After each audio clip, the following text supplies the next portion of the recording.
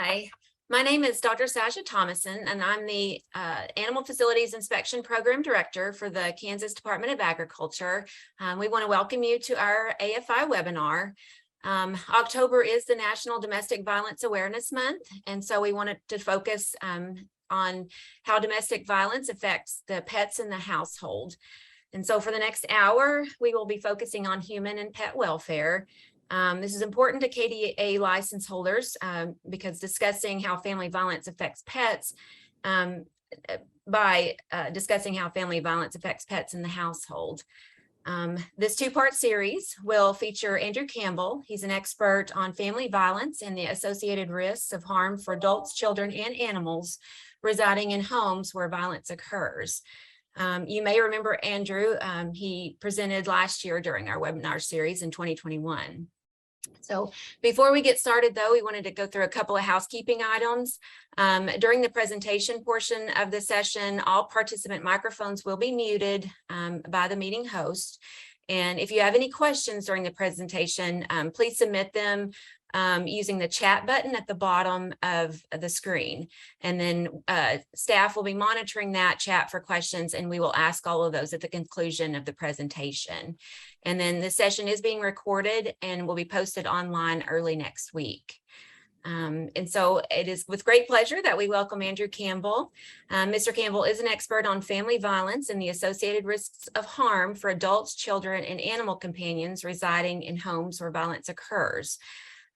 He utilizes data analysis, cross-discipline collaborations, and a personal perspective as a victim in childhood on violence in the home, and he provides education for agencies around the globe and assists in developing more efficient and effective community responses to physical and emotional violence. Mr. Campbell's several recent publications in major academic journals include his analysis of nearly 10,000 first responder reports and observations from the scenes of domestic violence incidents, and he's among the first in academic literature to use law enforcement data to quantify risk of harm and injury in homes where domestic violence and pet abuse co-occur. And so at this point, I welcome Andrew, and we will turn it over to him to share his presentation. Thanks. Thank you, Sasha, and thank you to all of you for the opportunity to speak with you today. I know some of you may have heard me last year. Each and every opportunity I appreciate.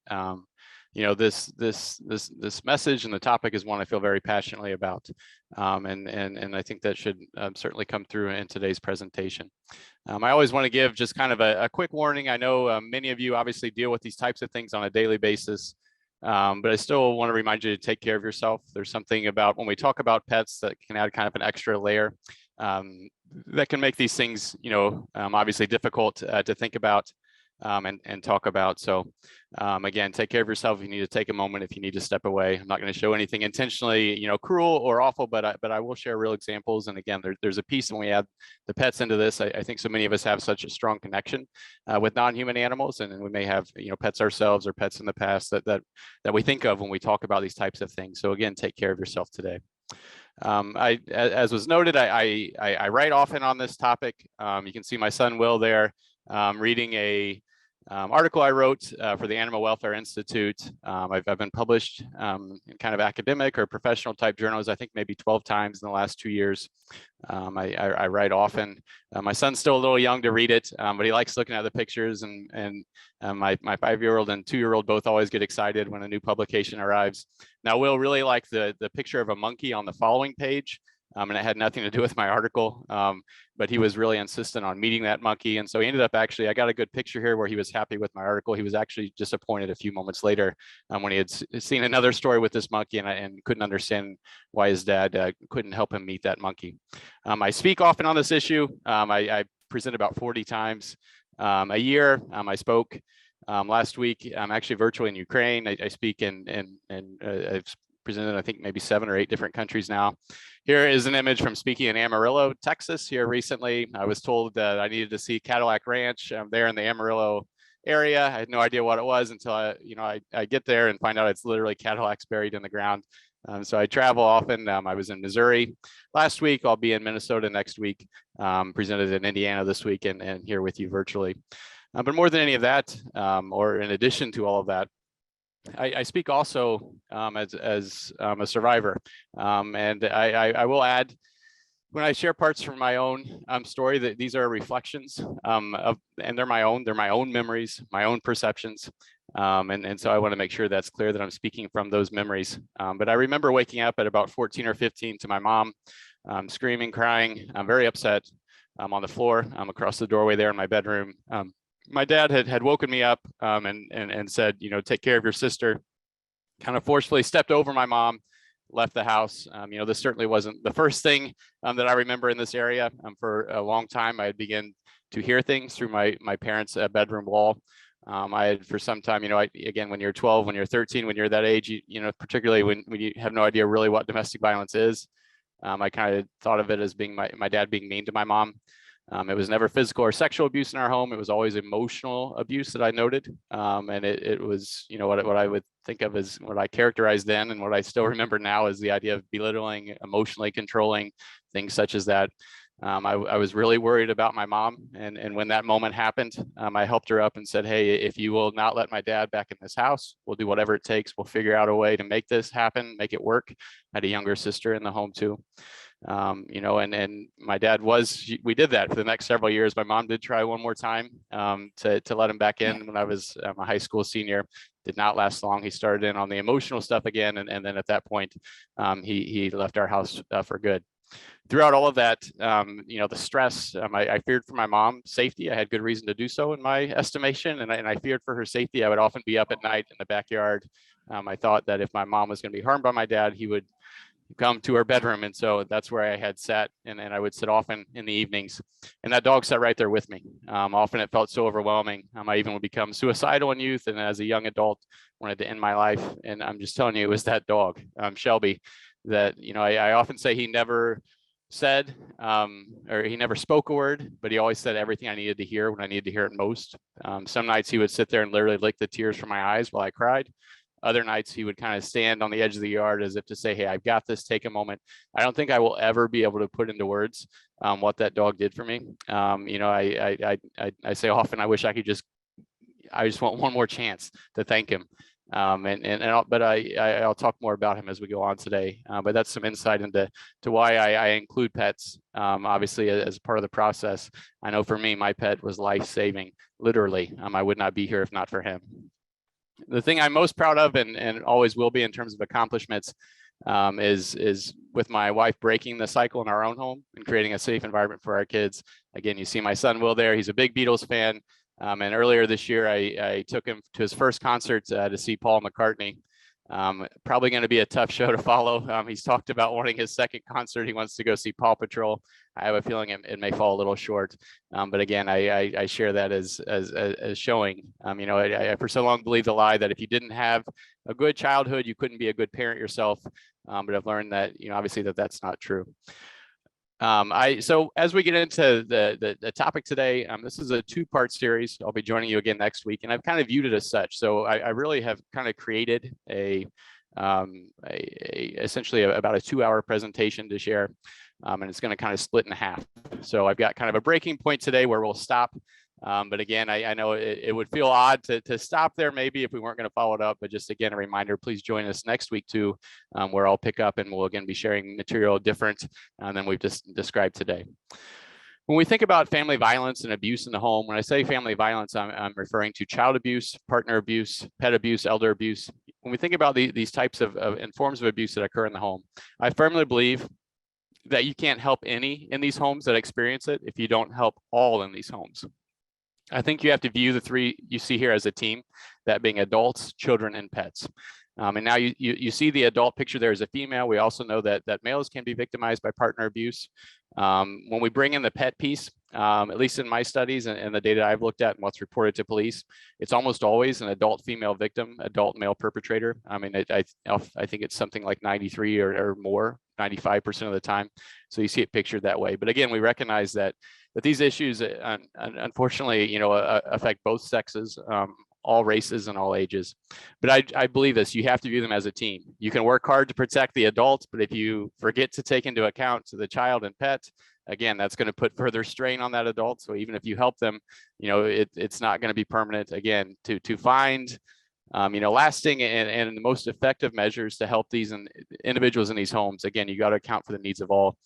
We often see pets left out of the process. And again, that's a huge error and a huge mistake. And we'll get into why that is as we go on. I'm going to share some examples now. I have those numbers there just to share too, that children and pets are often in these homes. And I think that's worth noting as well, at least in terms of the data that exists. There was one study in particular that noted that when partner abuse occurs in a home, 80% of the time, there's at least one pet there. It's often more than one. And in my own studies, 59% of the time, when law enforcement responds to partner abuse, there's going to be at least one child that resides in the home. So again, pets and children often in the mix here. And again, as I said, I think that again, we have to acknowledge and understand the importance of including them and throughout the process. Here's some quotes, heartbreaking to think about, but actual quotes from survivors and victims in this area. It wasn't until I told him I was leaving that he began to target my children and cats. I often hear this idea of animal cruelty, of pet abuse in the context of partner abuse. Being in the perp's mind may be a way to kind of change things up. They start to get this feeling that the adult victim is going to leave the home. They're going to report the abuse. Again, if you're a perpetrator, you want to create as much harm as possible. And the reality is, a lot of times creating as much harm as possible isn't so much as targeting the person themselves, rather than targeting someone they're strongly tied and connected to. In this instance, I'm describing it as in partner abuse, where an abusive partner begins to target those that the adult victim cares about. We also see it in other instances. I think of child sexual abuse. I think in many cases where a perpetrator of child sexual abuse would use threats against pets that were connected to that child, again, to keep them from disclosing. It's something that occurs. Pets are often extremely vulnerable in many communities. There may or may not, and often not, are strict penalties. In terms of even if someone is identified as committing an act of animal cruelty, perps rarely often, fear really any kind of punishment or things such as that for doing it. So again, I think it's important to note we see perps often targeting animals and children as well. Sometimes when they feel like they're losing a grip, they're losing control over the home. He said if I left, it would be a death sentence for my beagle. My kids love that dog so much, and I knew he would kill it if I left. So I stayed for 5 more years. More so than probably any other form of family violence, if a perp threatens animal cruelty, they almost always carry it out. It's not generally an idle threat. When victims hear that, they know the perp will probably do it, and again, it's for good cause. In this particular instance, just heartbreaking to think about, but again, just because this community didn't include pets in their planning, and there was no safe place to bring pets at the domestic violence shelter, this family again chose to remain in this abusive, harmful environment. Again, we think of the kids in this home and their constant exposure to abuse, and thinking about that lasting for another 5 years. Already not a pleasant story to think about, but really a terrible ending to this one. The victim in this case told me, it was the second time that my now ex-husband put a gun in my throat in front of my kids that I had to leave. I still couldn't bring our beagle. We still had to leave it behind. But at that point, I thought I just had to go.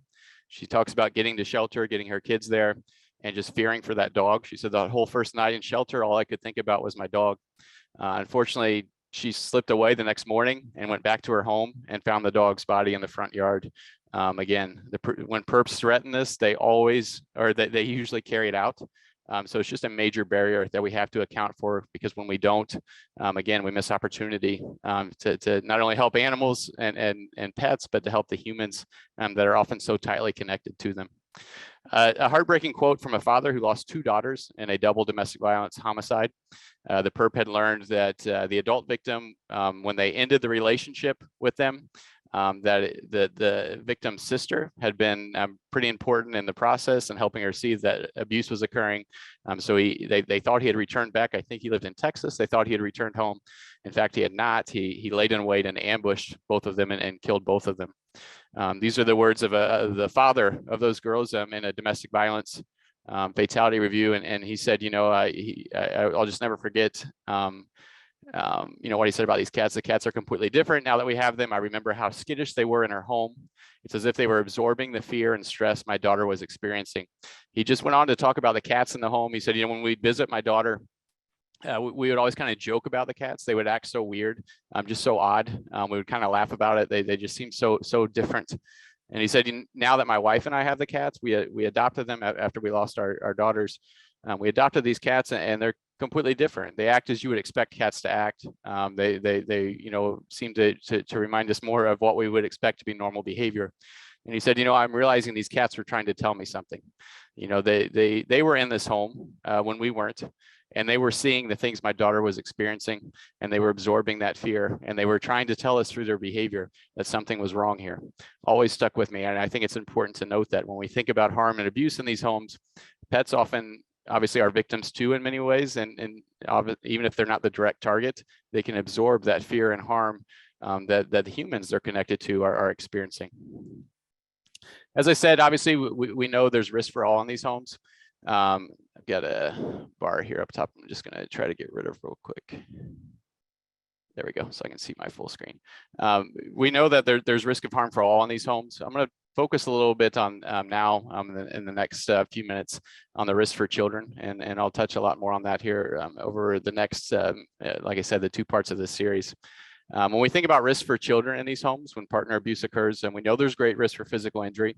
I'll share one example in particular. Again, a adult victim of partner abuse who had just ended the relationship. The ex-boyfriend knew that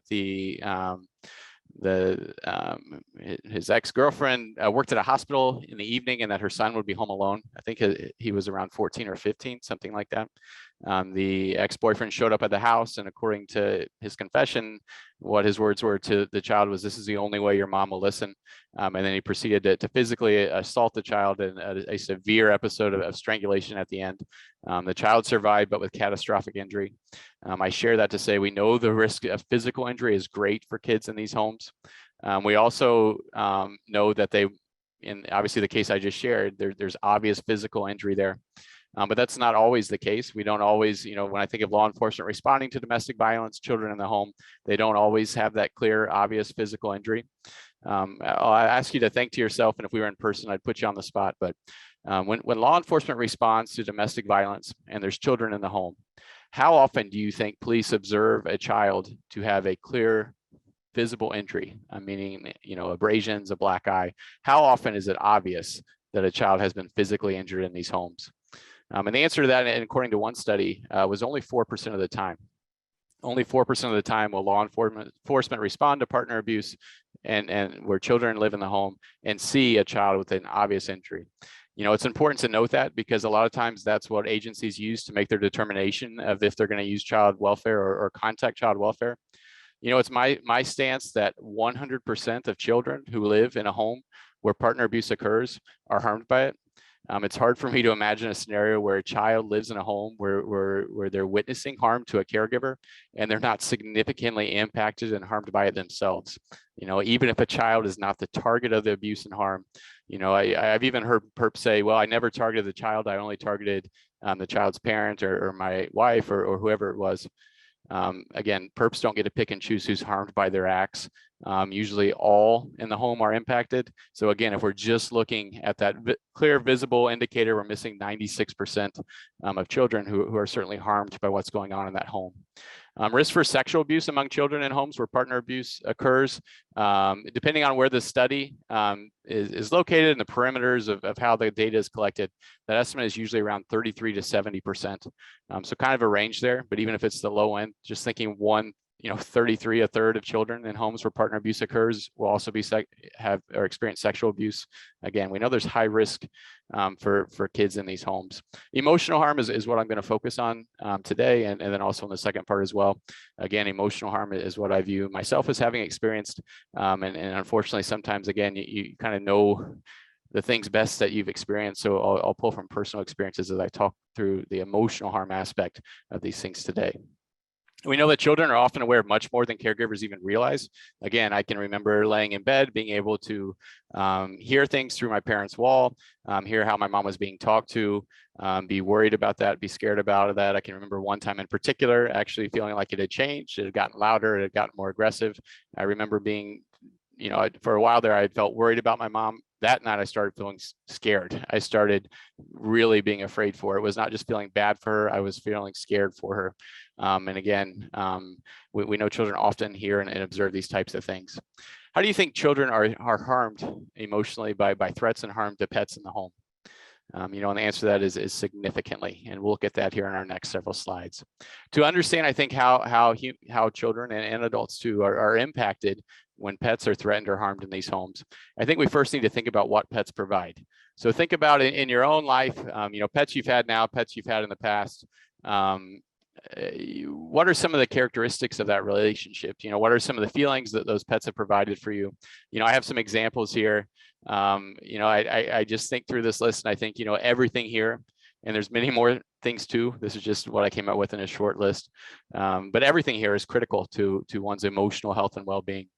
The reality is while pets provide these things, I think, for most humans and their interactions, particularly when it's a healthy interaction between humans and pets.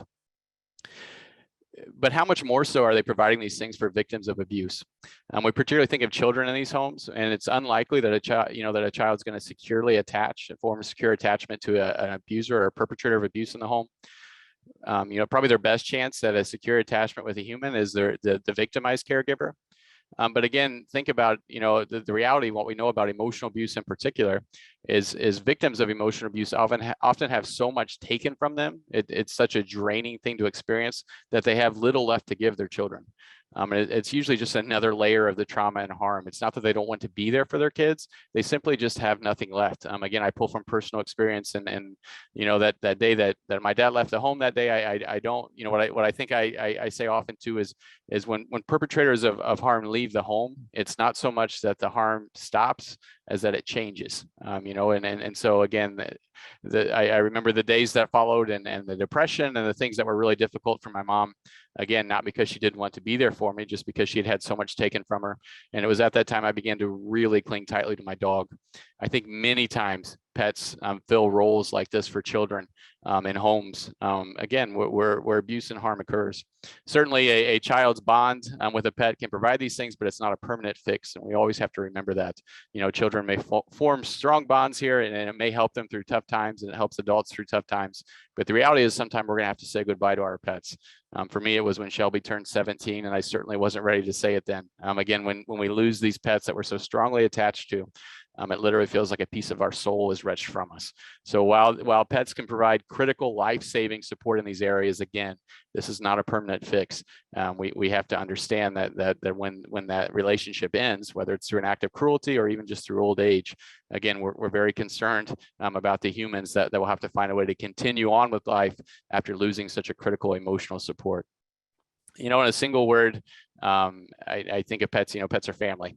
There's a survey that noted that 95% of Americans consider pets to be part of the family. I often say, I don't know what was wrong with the other 5%. Did they not understand the question? I would have asked them again. But most Americans consider pets to be part of the family. However, we still largely see pets left out in many cases of family violence planning and initiatives. Again, a huge mistake that is not only resulting in loss and harm to non-human animals, but loss and harm again to the humans who are so tightly connected to them. Well, I've shared some of this, so you'll see me maybe skip a little bit of this slide, but I do want to make one point here. I've already talked about the fact that we see dogs or pets often in these homes where partner abuse occurs. Here you see the breakdown of that. I noted, 80% of the time, according to one study, of the homes where DV occurs have at least one pet. Those pets are most often dogs and cats. This compares to kind of national U.S. prevalence that 68% of U.S. homes have at least one non-human animal or companion animal that resides in it. But again, if we think about pets being harmed because of what they're providing for victims, what it really would mean is that animals really in all shapes and sizes and forms could be at risk. I think about this in more kind of rural areas. I can think of many times where I've heard victims of abuse describing forming strong bonds with animals that we don't necessarily think of as companion animals. I can think of one now adult. He's an adult now, but describing his childhood, he described, as soon as I got off the school bus, I would run straight to our cow. I couldn't wait to tell my cow all about the day, the things I was dealing with, and this individual certainly dealt with hardship in their life.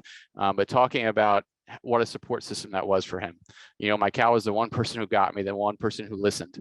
And again, I hear that, and I think that it's so important to note we're not just talking dogs and cats. We're thinking kind of casting a wider net here.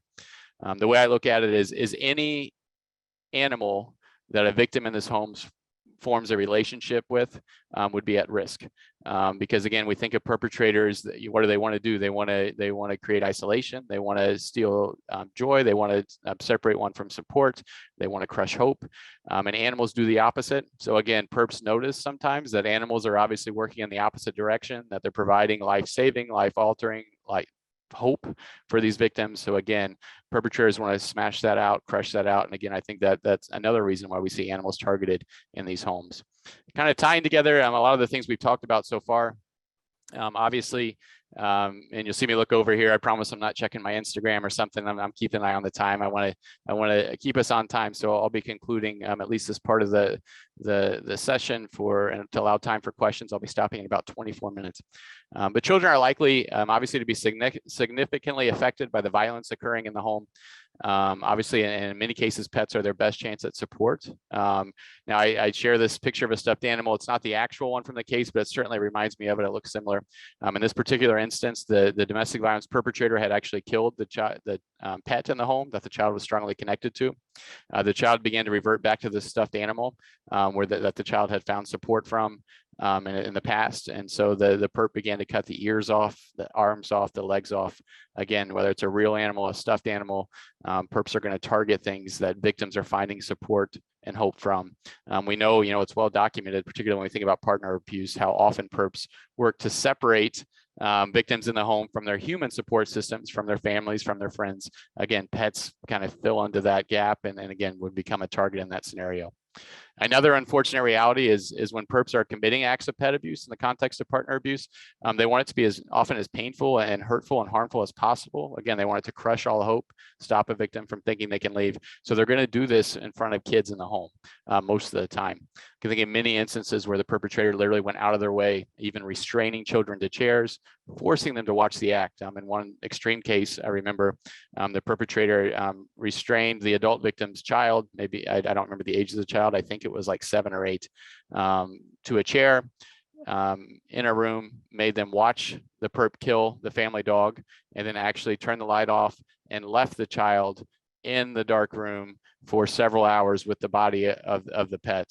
Again, right, it's this idea of just, gut wrenching to think about, but this idea of how can I create as much harm in this act? And that's often what they do. When children see these things and witness them, they again are at risk of going on to commit these acts themselves. There's many reasons why kids can do it. It can be because they see a perp do this, and they knew their parent was about to report abuse. The perp does this, then they don't report it. So it may look like the perp of abuse is getting what they want when they commit these acts. Children can simply just replicate acts. So they see animal cruelty going on, it becomes normal to them. We know children, when they're developing their sense of normal or what their expectations are for healthy relationships, that they're looking very closely at the adults in their home to determine those things. So they may just accept this as normal because they've seen it happen and it's all they've known. They can also target animals because it means if in some cases, if the animal is being targeted, the child won't be targeted.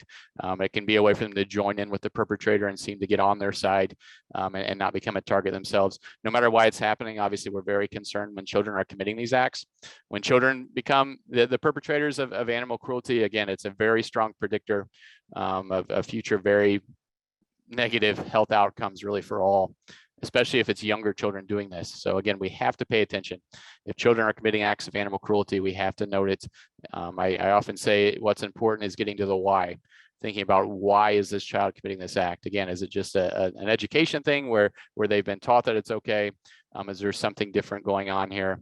Always wrong when it's happening, but again, knowing the why can help us form a plan that might be more effective in stopping it and providing assistance to that home and family.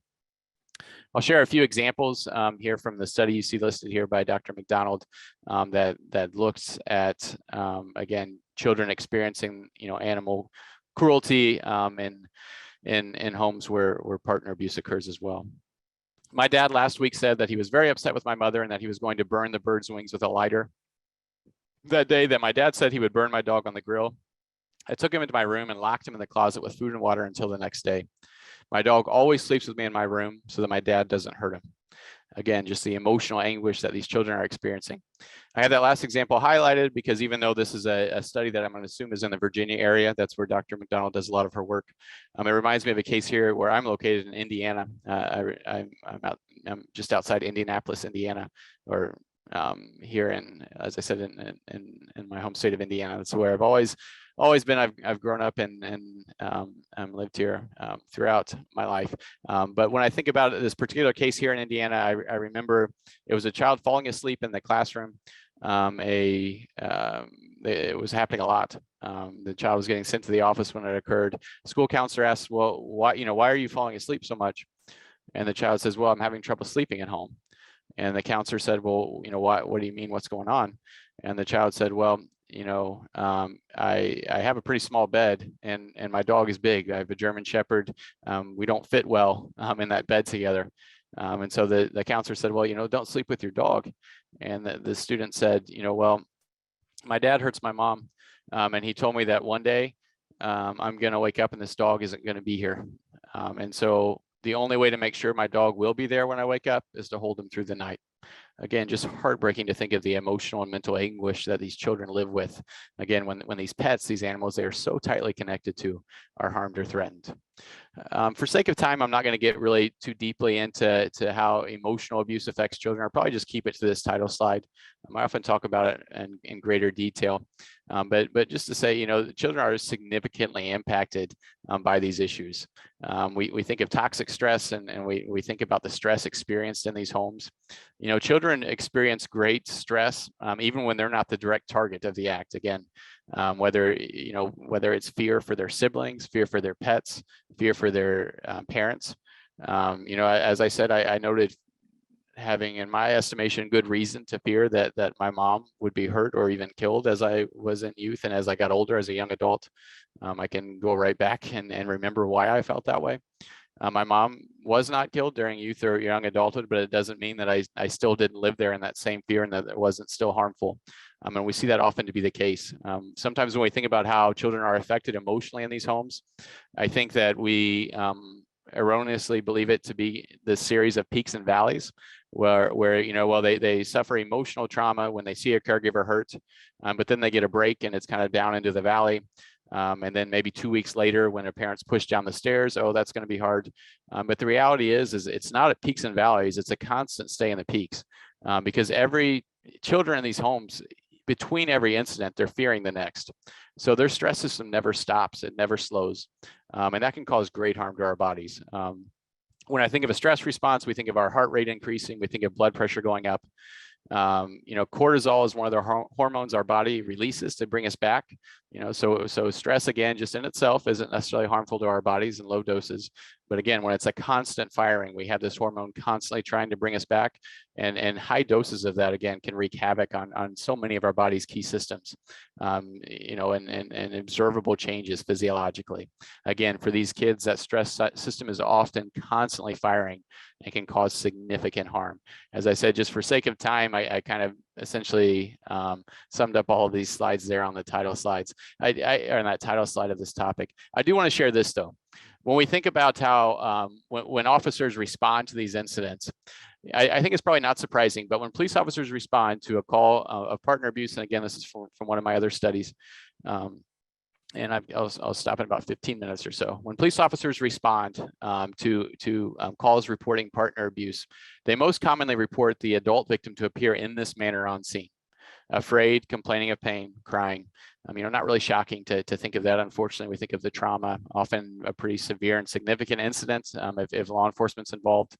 We know an estimate is that only 1 in 4 victims of physical or sexual domestic violence ever even call law enforcement.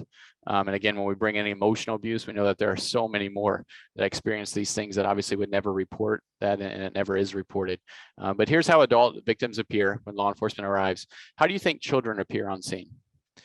So again, we've already described that so many levels and factors related to risk, the fact that their stress system may be constantly firing. Interestingly and concerningly, when officers respond to domestic violence and a child lives in the home, and for this particular study, I looked at, again, over 1,300 cases, half the time the child's calm. early on when I gave this talk several years ago, when I was first going through these findings, I think this study is from 2018. You know, I did have some agencies say, like, you know, thank goodness we dodged a bullet here. Think of all the harm in this home, and this child's still calm. I think it's important to know calm does not mean okay in this case. You know, it sounds counterintuitive, but I would be very concerned about calm children in this scenario. Again, a child is witnessing and probably seeing great harm to a caregiver. They're you know, and when we think calm, I'm worried that I think about, again, this idea of this overworking stress response, which can cause a flat affect in the faces or in the appearance of children who experience stress. So again, they experience stress so much that their bodies just kind of shut down, and that's their stress response, just kind of to freeze. We know that children may be experiencing, again, this pattern of violence. Interestingly, I noted that when in my studies, when police was responding to domestic violence, on average, it was the 10th incident that a victim was reporting. Again, if they ever reported, they had already experienced 10 before they make that first report. So again, it's already a pattern in motion. Children are seeing these things. Is it normal? Things such as that. I'm very concerned about calm children, and that's something I often share with responders.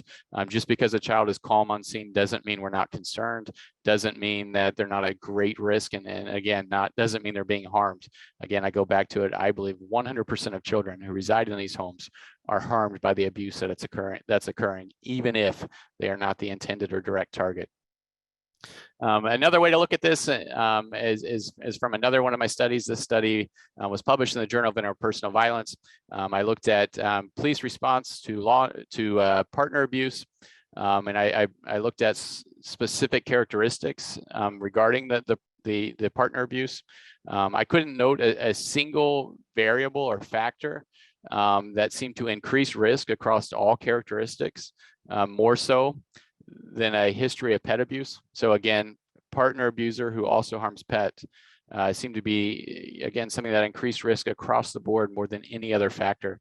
I broke it down like this and looked at these specific characteristics I'll share next. So looking at rape, just in general, just knowing IPV is occurring in the home. Again, law enforcement called to the home for partner abuse.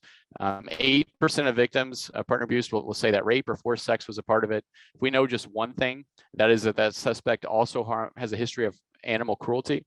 That number jumps to 26%. Knowing, you know, strangulation, obviously we're extremely concerned. We know that victims can die from the act. We know that they can die in a delayed response. We also know it's a great indicator of risk of future partner abuse homicides. 47% in general jumps to 76%, again, just knowing that this suspect has a history of harming animals. When we think about toxic stress and the harms of emotional abuse, victims describing perps literally control everything. Often this may even include that, you know, victims can't do anything without the perpetrator's permission or okay. 55% jumps to 84% again.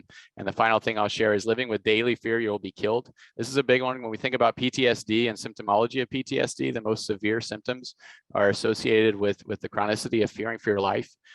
We think often of wartime and soldiers that go to war and how they experience PTSD when they come home. You know, the reality is to our brains, it's not different whether you're experiencing war overseas or whether you're experiencing war in your living room. When you live with that daily fear that you're going to be killed, or I would extend it to say probably even that someone you're connected to will be killed. Again, constant firing of that stress system can create all kinds of issues. As I talked about, I grew up in youth and early adulthood, was very concerned for the safety of my mom. When I would get married and have my own family, I became very concerned for the safety of that family. Again, of my family, and it was something I had to work through. I couldn't sleep at night. Again, as you get used to that feeling of fear, and depending on how long it goes on, again, it creates this pattern that can be hard to shake. And I've heard that from many adults who lived in a home where they were afraid for themselves or someone they loved in childhood. They go on to become adults who also live with that same fear. Again, may or may not be at the hands of a perpetrator or of what. It's just, again, it's something our bodies learn that response, and it's so hard sometimes to break it. For me, it was really hard to get to a pattern where I could sleep at night, and that's something that I actually continue to work on. Jumps to just 78%, or jumps all the way to 78%. So again, 35% of victims just in general live with daily fear they will be killed. We're already worried by that, but it comes all the way up to nearly 80%, just knowing again that one piece that the suspect has a history of harming pets. We've got about 10 minutes to go, so I'm going to finish strong. I'm going to throw a lot at you here in this last 10 minutes, and as I said, pick it up next week with the second part here. The child pet bond, again, is so critical in these homes. For me, life-saving. You see a picture of me with Shelby there. As I said, I certainly wouldn't be here if not for that dog. When we think about attachment, as I noted, we often think of children attaching to caregivers, but the reality, we're seeing more interest and more research looking at the idea of pet attachment. When we think about key aspects of attachment, you see them listed there. And again, pets often step up and fill these roles. We see humans so tightly attached to these animals. It's again why we can't help the human if we don't include pets in this process. Sometimes I'll have people say, well, you know, you're picking pets over people, because it is difficult to include pets in the process, and it's not easy. I mean, some people are allergic to pets. There's other things we have to consider. But the reality is, you know, what I'm getting to here is not about picking pets over people. It's the reality that if we don't include pets in the process, we'll never get their people, the people who are connected to these pets, to safety either. They come as a pair, they're inseparable. If you don't include both, you're not going to get to either. I've also noted here recently even some attachments that can be formed in the community. So here are my kids. We go to the Indianapolis Zoo here often. They recently opened a new exhibit where you can actually interact with kangaroos, which has been really cool for my kids. But it's interesting. I mean, we go to the zoo often, and I've seen my kids form bonds, you know, with animals that they just see, that they interact with. And I've become more aware of that. Recently, the zoo removed a species without really any fair warning.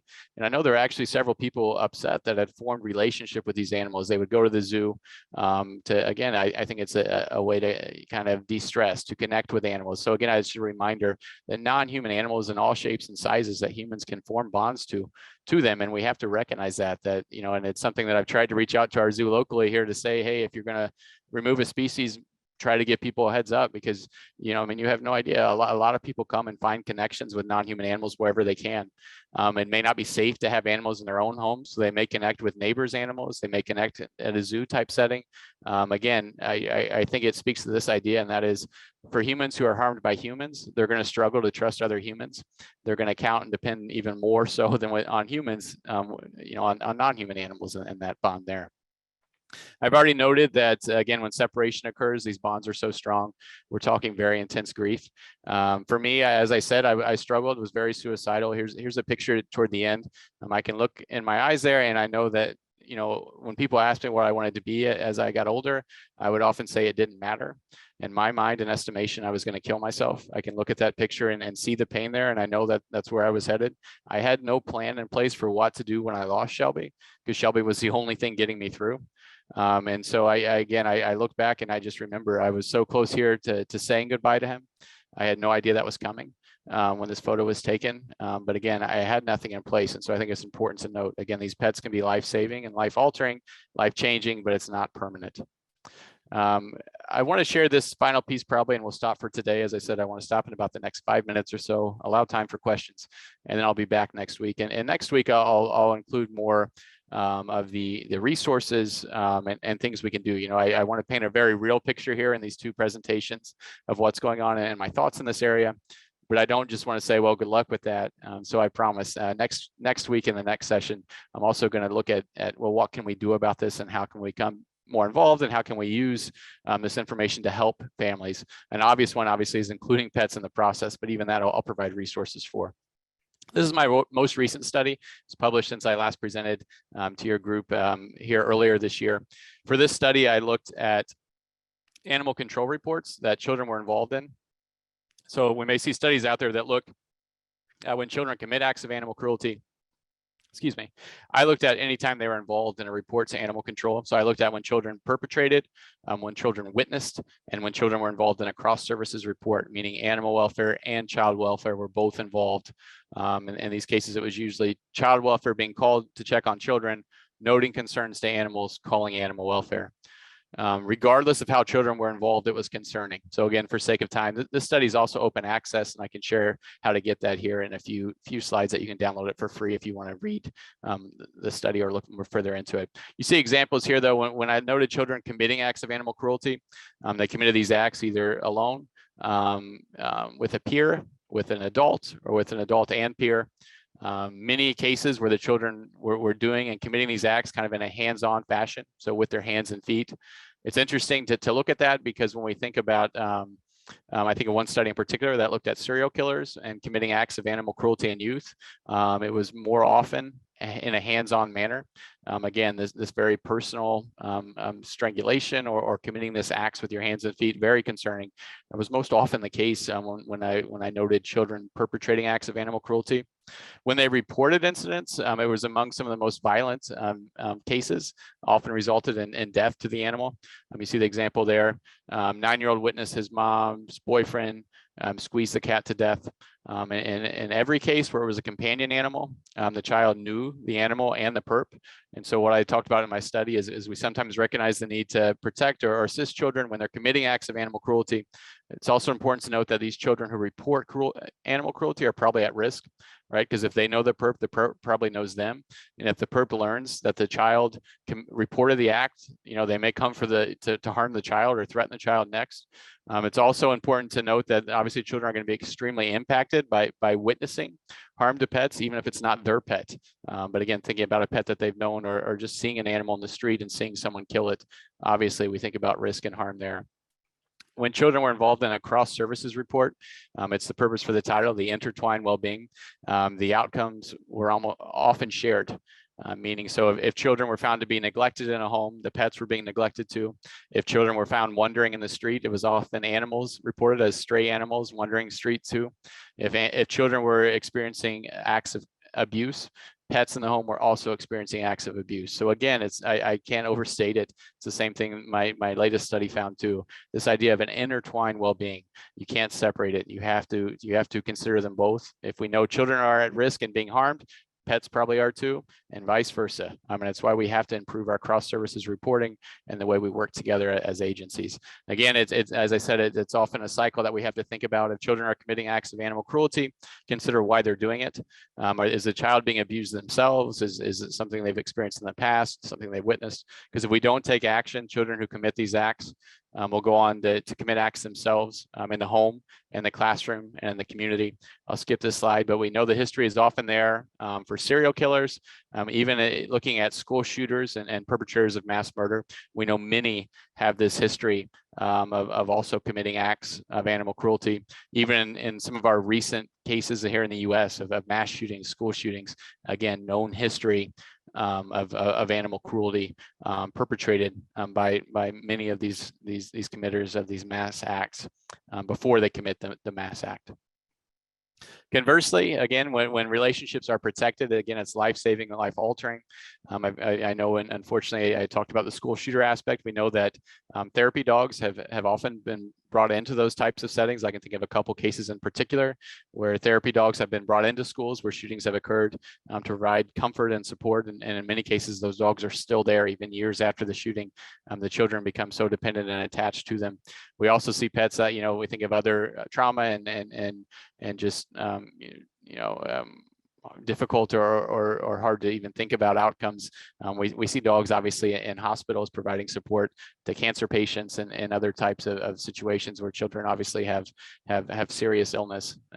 Even in sometimes from my own time and working at a children's hospital, even in the most, one would consider depressing wings of the hospital, those pets would often brighten the faces and light up the room. Again, the difference between when it's protected, it can be life-saving and healthy. When it's not protected, it leads to very negative outcomes. The final slide before I close today, essentially right at what we were shooting for. This study here, I talked a little bit about cortisol and its harmful effects. This study in particular noted that among children, pets, and in particular dogs, can be a better buffer against the harmful effects of stress than a child's caregiver. Studies have also shown that for women, dogs can be a better buffer against stress than their best friend. and among partners in the US that dogs can be a better buffer against stress than one's partner. So it's not just something we're saying or something we're thinking. There's actually science that shows that dogs are awesome, as are other pets too. And again, actual proof that while again they can't take away all of that harm, and it doesn't mean victims won't still experience it, they can certainly help mitigate and soften the harmful effects that one often experiences when dealing with these types of things. I'll share this slide probably in the next part and go ahead and close for today. I shared again often my story with Shelby, and I'll share more about that during our next discussion next week. I'll add one thing I feared, as I think I kind of noted earlier, is I feared being a father myself. You know, I always believed the lie, again, this idea that you couldn't be a good dad if you didn't have a blueprint for what that should look like. I was scared to have kids. I always said I never would. I was just afraid that I might hurt them the way I had been hurt. And again, being emotionally hurt. But I began to reflect and realize that I actually did have a blueprint for what healthy relationships look like. And it was my dog. That relationship you see pictured there, I believe to be my healthiest relationship throughout my youth. And it really is what got me through. And it enabled me to enjoy just the family that I'm so grateful for today. I often say, you know, Shelby not only got me through the worst of it, but he certainly had a paw or four paws in the good I have today. Again, that's why I say I just would love to go back and thank him one more time. Like I said, I wouldn't be here if not for him. I wrote a book that just came out last October on the importance of pets to victims of abuse and violence. Just a very small part of the book. At the very start, I talk a little bit about my own relationship with Shelby and some of those pieces I shared today. The majority of the book is about the research and some of the things we talked about today and many other things that really digs into this issue. If you have interest, it's an ebook on Kindle or on Amazon or other places books are sold. You can also go to my website, campbellresearchandconsulting.com. And if you click on research there, I make sure that every study that I publish is available for free. I was having trouble with some studies getting behind an academic paywall. I mean, who am I writing for if the people on the front lines can't read my work? So any of my studies I've shared today, if you go to my company's website and hit the research tab, you'll see a free download for all of them there if you have interest. Other ways to connect with me here, including my email. Again, I'll be back next week to continue this. We've got, I just gave a presentation that talked about a lot of these issues that lasted for 6 hours in Texas. So we won't run out of content, I promise. So please come back next week and we'll talk more. But with that, I'll stop the presentation for now and allow time for questions if we have any.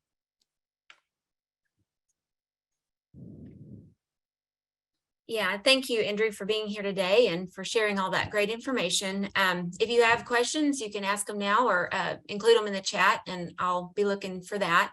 I don't see any in the chat right now yet. So if, and then as he's mentioned, he's going to be back next week. And so we hope you've registered for part 2 of the webinar series, and will join us next Wednesday, October 12th, same time, noon. But is there any questions?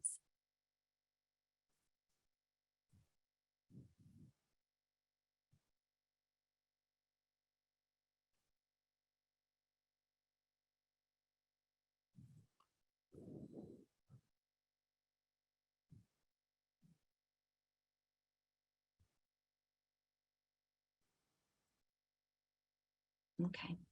I don't see any questions. Andrew, do you have anything else before we log off this time and rejoin next week? I do not. I just, again, appreciate the opportunity and everyone's time and attention today and look forward to continuing our conversation next week.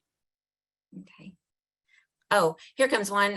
Who should one report suspected abuse to if you observe something suspicious? So obviously, when we're thinking about these things, it's going to be different from community to community. So if you're concerned about a child, if you're concerned about adults, if you're concerned about a pet, it may differ in your community. I know in mine, usually if it's an animal, we actually have a dedicated animal control type of agency we respond to. If we're worried about abuse of a child, you know, we have child welfare services. If you're concerned about a domestic violence or things like that, I think it's more often usually there's shelters, but it's also law enforcement. Obviously, if it's immediate risk, 911 is typically what we recommend. But I think what's important is again, if you're seeing concern, if you have concern, that you do report it. And so, as I said, and depending on who that is in your community, ensuring that you're aware of who to contact and making sure you do that. Again, you never know. You may only be observing the tip of the iceberg. You may think it's not much, but a lot of times I've heard of instances where those reports where someone just thinks something feels off lead to a full-blown investigation that realizes that really there was great risk in that home for everyone. So always important to report to the proper place if you're concerned. I see another question come up here. Is it okay to respond? Are there any studies on outcomes for DV victims able to leave with their animal versus victims who can't take their animals? We know it's one of the greatest barriers. There's an international study that I think it was 78% of those surveyed that had pets said that the greatest barrier to them leaving the home and what would make it easier for them to leave is having a safe place to bring that pet. Some of the national estimates are that only somewhere, I think the most optimistic ones say that 18% of DV shelters in the US allow pets on site. I'm more often recently hearing the number 5%. So there's still a major barrier there. Some communities have foster systems that can help bridge that gap, but it's huge. I can think of many studies that noted that 71% or so of victims that sought shelter had a pet and may or may not have been able to bring it. Again, it's a massive barrier.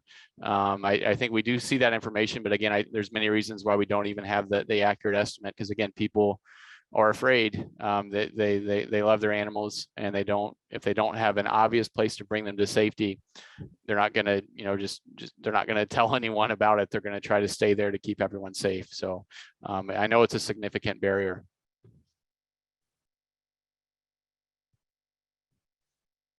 Appreciate those questions. Any other thoughts or questions and what time we have left?